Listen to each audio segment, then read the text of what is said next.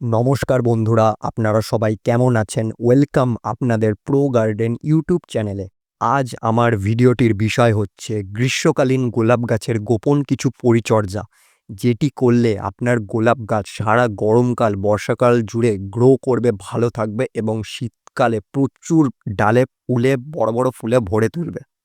তো আমার এই গোলাপ গাছগুলো আপনারা দেখতে পাচ্ছেন, গাছগুলোতে কড়ি এবং ফুলে তার সাথে নতুন, নতুন গ্রোথে গাছগুলো কিন্তু পুরো সেজে উঠেছে।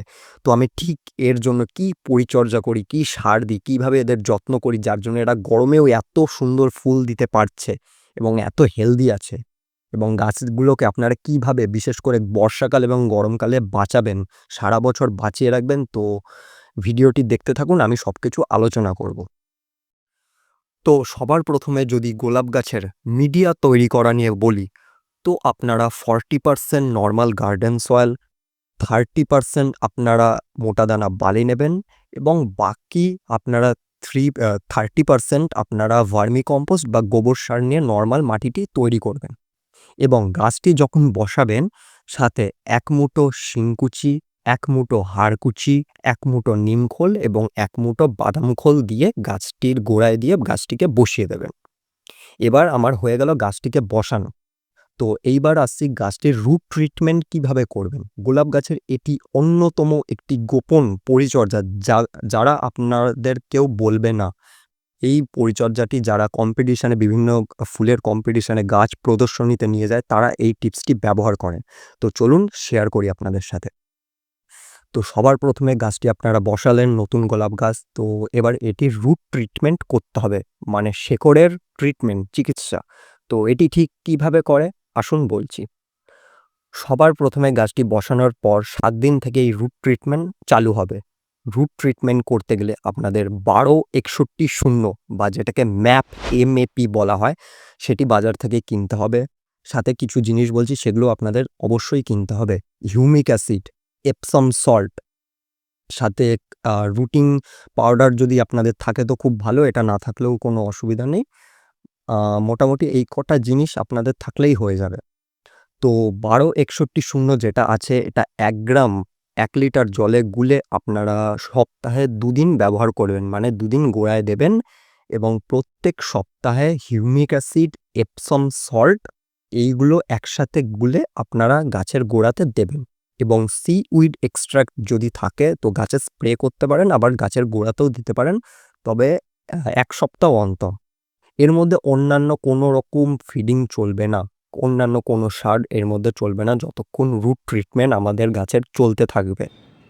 তো এই রুট ট্রিটমেন্টটি ২১ দিন পর্যন্ত চালাতে পারেন বা ১ মাস পর্যন্ত টানা চালাতে পারেন ১২৬১০ দিয়ে। যখন আপনার গাছের রুট ট্রিটমেন্ট শেষ হয়ে যাবে, কি করে বুঝবেন যে রুট ট্রিটমেন্ট আর প্রয়োজন নেই? দেখবেন গাছটি ওপরে প্রচুর গ্রো করছে, তাড়াতাড়ি নতুন ডালপাল্লা ছাড়ছে, তার মানে বুঝবেন এর শিকড়টি মাটির তলায় খুব ভালো সতেজভাবে গ্রো হচ্ছে।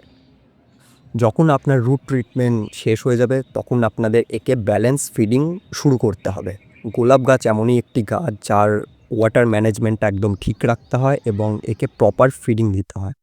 তো তার জন্য আপনার গরমকালে একটু ফিডিংটা কমিয়ে দেবেন, একটু অল্প, অল্প দেবেন। যেমন ব্যালেন্স ফার্টিলাইজার কেমিক্যালের মধ্যে NPK 20-20-20 বা NPK 19-19-19, এটা ১ গ্রাম ১ লিটার জলে গুলে আপনারা গোড়াতে দেবেন। অর্গানিকের মধ্যে যদি দিতে চান তাহলে আপনারা বাদাম খোল, সাথে ডিমের খোসা, আ গোবর, শুকনো গোবর, এগুলো আপনারা ৭ দিন জলে ভিজিয়ে সেই জলটা ডাইলিউট করে আপনারা গোড়াতে ব্যবহার করতে পারেন। এবং নিয়মিত আপনারা চাল ধোয়া জল, ডাল ধোয়া জল এইগুলো ব্যবহার করতে পারেন। গোলাপ গাছের এই পাতা ফ্যাকাশে হয়ে যাওয়া, বিবর্ণ হয়ে যাওয়া, হলুদ হয়ে যাওয়া, তো এইগুলো হচ্ছে মাইক্রো নিউট্রিয়েন্টসের অভাবে হয়। আপনারা ৩ ml ভিনিগার ১ লিটার জলে গুলিয়ে ৩ দিন পর, পর দেবেন। এবং তারপরে চিলিটেড আয়রন বলে একটি মাইক্রো নিউট্রিয়েন্টস বাজারে কিনতে পাওয়া যায়। তো সেটি আপনারা ১ চামচ গোড়াতে দিয়ে দেবেন। মানে গোড়ার থেকে একটু দূরে, দূরে কুড়ে দিয়ে দেবেন। তো এতে আপনাদের গাছের যে মাইক্রো নিউট্রিয়েন্টস বা ক্লোরোসিসের যেই প্রবলেমটা হয়, সেই প্রবলেমটা একদমই সলভ হয়ে যাবে। তো এবার বলি গ্রীষ্মকালীন কিছু পরিচর্যা। গ্রীষ্মকালীনের সবথেকে ভালো পরিচর্যা হচ্ছে গোলাপ গাছকে ৩ বেলা স্নান করানো ঠান্ডা জল দিয়ে। অর্থাৎ ভালো একটি স্প্রেয়ার নিয়ে আপনারা ঠান্ডা জলে 3 বেলা স্প্রে করবেন। ঠান্ডা জল কিন্তু, গরম জল হলে হবে না। এবং গোলাপ গাছের আরেকটি দ্বিতীয় অন্যতম সমস্যা হচ্ছে এটিতে খুব পেস্টের অ্যাটাক হয়, যার জন্য গাছটিকে পুরো আপনার মেরে ফেলতে পারে এবং অনেকের গাছ এই কারণেই মারা যান। তাই আপনারা থ্রিপসের জন্য যখন এই লাল লাল নতুন পাতা বেরোবে দেখবেন পাতাগুলো গোলাপ গাছের কুঁকড়ে যায়, তো এটি থ্রিপসের কারণে হয়। তো আপনারা কনফিডার 3 ml 1 লিটার জলে গুলে স্প্রে করবেন 1 সপ্তাহ পর পর, এবং তার পরের সপ্তাহে কাকা, তার পরের সপ্তাহে ওবেরন, তার পরের সপ্তাহে ভেনাস, এইভাবে অল্টারনেট করে করে আলাদা আলাদা পেস্টিসাইড আপনারা গাছে স্প্রে করবেন। এতে পেস্টের সমস্যা একদমই মুক্ত পাবে।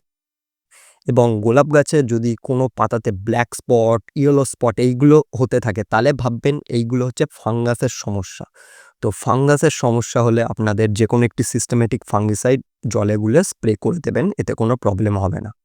অতিরিক্ত জল দেবেন না গাছে। যখন গাছটির মনে হবে ওপরের মাটিটা হালকা হালকা শুকিয়ে গেছে, তখনই জল দেবেন মিডিয়া বুঝে।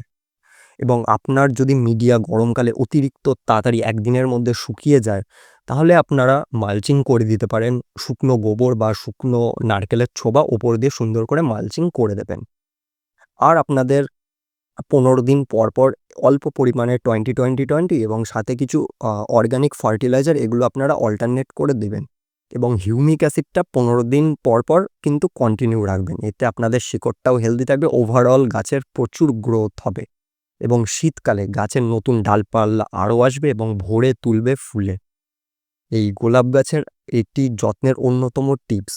বন্ধুরা, আশা করি ভিডিওটি আপনাদের খুবই ভালো লাগলো এবং উপকার হলো। তো নেক্সট ভিডিও কী নিয়ে বানাবো অবশ্যই জানাবেন কমেন্টে। ভিডিওটি যদি পছন্দ হয় তো অবশ্যই লাইক করুন, আপনার গার্ডেনার ফ্রেন্ডসদের সাথে শেয়ার করুন। ততক্ষণ অবধি good bye, Jai Hind, thank you, ধন্যবাদ, and please subscribe to Pro Garden YouTube channel.